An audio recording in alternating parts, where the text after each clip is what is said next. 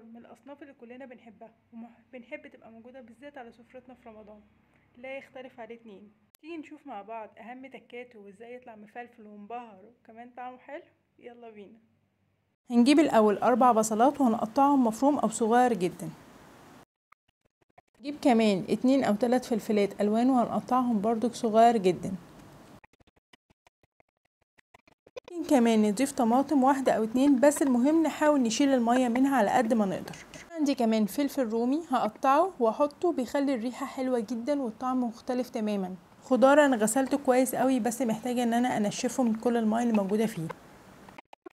مفرومه صغير قوي وبعد كده نحطه على بقية الخليط بتاعنا. انا هستخدم كيلو رز لحوالي كيلو ممبار، انا غسلته كويس جدا وصفيته من المية بتاعته. هضيفه على بقية الخليط اللي عملته. دي 6 ل7 معالق صلصة مسبكاها كويس أو مبخراها من كل المية اللي فيها. نيجي بقى للخطوة المهمة، خطوة إضافة التوابل.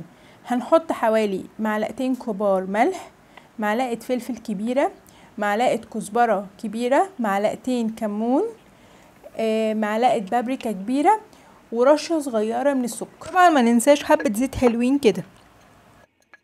نقلبهم كويس قوي وكده الخلطة اللي ظبطتها جاهزة للحشو. اجيب بوله واحط فيها كام معلقه، وكل ما اخلصهم ازود تاني عشان الرز الاساسي لو اتبقى منه ممكن اقدر احشي بيه اي نوع محشي تاني. الممبار بعد ما نضفته كويس جدا بملح وخل وليمون ودقيق وصفيته من الميه بتاعته تماما. اما صحيح الدهن بتاع الممبار لازم يكون من جوه عشان لما يستوي الدهن ده يدوب ويدي طعم حلو للرز. الممبار بس مش هملاه تماما وهضغط عليه عشان اسويه كله واخرج كل الهواء اللي فيه وعشان شكله يبقى كله موحد زي بعضه. هسويه وابتدي اقصه بحيث ان يبقى كلهم قد بعض.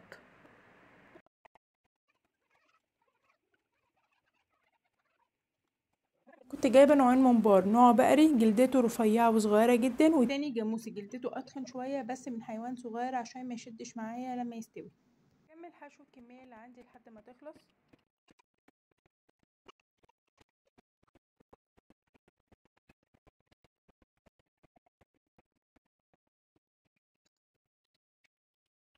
على ميه بتغلي حلوه قوي هنبهرها باي خضار موجود عندنا، جزر، بصل، طماطم، ورق لورا وحبهان.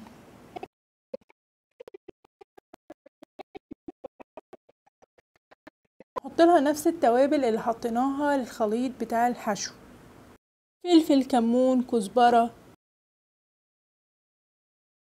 طبعا ما ننساش الملح.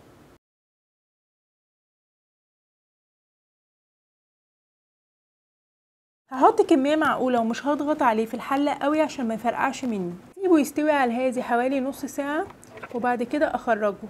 نص ساعه كافيه قوي ان هو تسويه ويطلع مفلفل. يحب مستوي زياده ممكن يسيبه من 2 ل3 دقايق زياده. كده هو خلص معايا وجاهز على التحمير، هخرجه واسيبه يهدى.